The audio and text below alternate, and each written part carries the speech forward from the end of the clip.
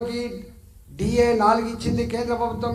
ఇప్పటిదాకా ఒక డిఏ ఇవ్వకుండా కళ్ళలో మట్టి కొడుతున్న ఈ ప్రభుత్వానికి వ్యతిరేకంగా కొట్లాడడానికి వాళ్ళకి అండగా ఉంటా. ఇవాళ నా జర్నలిస్టులకు కానీ నా ఉద్యోగులకు కానీ ఇచ్చేటువంటి హెల్త్ కార్డ్ ఇవాళ దవాఖానకు పోతే పనిచేస్తలేదు, పొప్పు అంటున్నారు, అవమానపరుస్తున్నారు. వాటి కోసం నేను ఉంటా. ఇవాళ ప్రైవేట్ స్కూళ్ళల్లో ప్రైవేట్ కాలేజీలలో పనిచేసేటువంటి టీచర్లకి నెల తరబడి జీతాలు లేవు. ఒక్క నెల జీతం రాకపోతేనే ఇల్లు కిరాయి కట్టేవాడికి, పాల బిల్లు కట్టేవాడికి, పిల్లలకు ఎంత ఇబ్బంది ఉంటుందో అది అనుభవిస్తేనే తెలుస్తుంది. 3 ఏళ్ళు అవుతుంది ఇలా ఆనాడు కేసీఆర్ ప్రభుత్వం కావచ్చు, ఇవాళ రేవంత్ రెడ్డి ప్రభుత్వం కావచ్చు, కనీసం వాళ్ళకు ఫీ రియంబర్స్మెంట్ లేకపోతే జీతాలు రాని పరిస్థితి. ఇవన్నిటి మీద కొట్లాడతానని చెప్తున్నాను.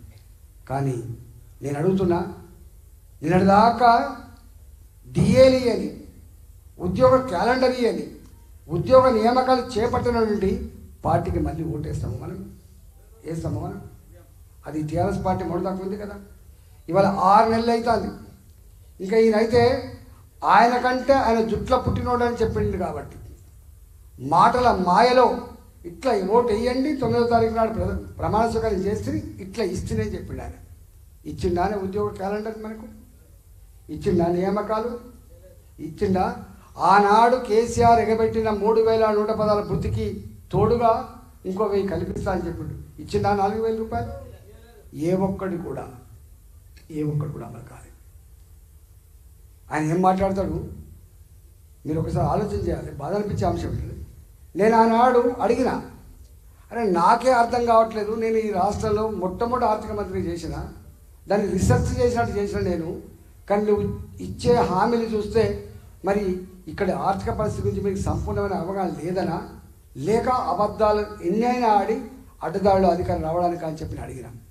కానీ చాలామంది అప్పుడు ఏమన్నా అంటే, అరే ఇస్తా అంటే నీకేం పోతుంది ఇట్లా అడిగాను. అడిగి నాకు ఇస్తా అంటే ఏం పోదు, కానీ ఇచ్చే కెపాసిటీ లేదు కాబట్టి నేను బాధపడుతున్నా అని చెప్పిన.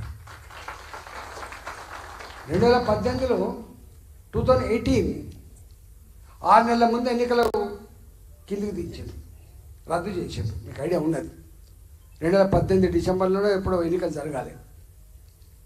కేసీఆర్ గారు నన్ను అడిగిండు, ఏమయ్యా కాంగ్రెస్ పార్టీ 2 లక్షల రూపాయలు రుణమాఫీ చేస్తా అంటుంది, ఇంకేదేదో హామీలు ఇచ్చిండ్రు, మరి ఇట్లా అని అడిగారు. సార్ వాళ్ళు అధికారంకి వచ్చేవాళ్ళు కాదు, అందుకనే వాళ్ళు హామీలు ఇస్తారు. మీ భాషలో చెప్పాలండి, కేసీఆర్ గారి భాషలో చెప్పాలంటే కత్తి కాదు నెత్తి కాదు వదిలిపెట్టమని చెప్పాను నేను. వారు అన్నారు, అట్టెట్లా దేశాన్ని పాలించిన పార్టీ ఆ పార్టీ, మనం నిన్న మొన్న అధికారం రాలేదు, వాళ్ళకు లేని అనుభవం నీకెక్కడిది, ఎందుకు మాట్లాడుతున్నాను అన్నాను. సార్ వాళ్ళు మాట్లాడేది సవ్యంగా లేదు, అర్థం చేసుకోమని చెప్పి మళ్ళీ చెప్పిన. కానీ వారు అన్నారు, నో మళ్ళీ మనం అధికారం రావాలి, హామీలు ఇవ్వవలసిందే. ఆ హామీలలో అనేకం ఉన్నాయి. అందులో మీకు సంబంధించింది 3116 రూపాయలు, 1,00,000 రూపాయలు రుణమాఫీ రైతులకి. నేనన్నా అప్పుడు చెప్పడం నా ధర్మం, కానీ బాస్ ఈజ్ ఆల్వేస్ రైట్, నువ్వు చెప్పిందే ఫాలో అవుతాను. 1,00,000 రూపాయలు రుణమాఫీ చేస్తా అని చెప్పిండు, 3116 రూపాయలు ఇస్తా అని చెప్పిండు, డబుల్ బెడ్రూమ్లు ఈసారి బ్రహ్మాండంగా కట్టిస్తా అని చెప్పిండు. నేను అడుగుతున్నా, ఎందుకు ఇవ్వలేకపోయింది కేసీఆర్ గారు? దేశంలో అన్ని రాష్ట్రాల కంటే అతి ఎక్కువ సంపద కలిగిన రాష్ట్రం తెలంగాణ, అతి వేగంగా అభివృద్ధి చెందుతున్న రాష్ట్రం తెలంగాణ, ఈ రాష్ట్ర ముఖ్యమంత్రి అందరికంటే గొప్పవాడని చెప్పిన తెలంగాణ, ఇవాళ రాజు దాచుకుంటే దెబ్బలు కొదవా లేదని చెప్పిన తెలంగాణ 3116 రూపాయలు ఎందుకు ఇవ్వలేకపోయిండు? లేవు పైసలు లేవు. 1,00,000 రూపాయలు రుణమాఫీ, వాడు 2 లక్షల రూపాయలు చెప్పిండు, 1,00,000 రూపాయలు చెప్పిండు. 1,00,000 రూపాయల రుణమాఫీ కూడా చేయలేక ఎలుకల పడితే, ప్రజాక్షేత్రంలో పోతే మళ్ళీ ఓట్లు రావని రింగ్ రోడ్ అమ్ముకున్నారు. హైదరాబాద్లో రింగ్ రోడ్ అమ్ముకుంటే 7,600 7,800 కోట్లు వచ్చాయి. మీరు టీవీలలో చూసిండ్రు, బంజారా హిల్స్లో హైటెక్ సిటీలో 1 ఎకరం వేలం పాట పాడితే 100 కోట్లకు పలికిందని చెప్పి టీవీలలో చూపించినప్పుడు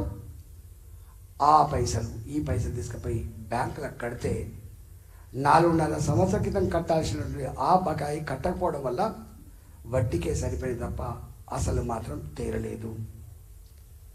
ఇంకా ఈయన 2 లక్షల కోట్లు అంటాడు, రేవంత్ రెడ్డి 2 లక్షల కోట్లు అంటాడు.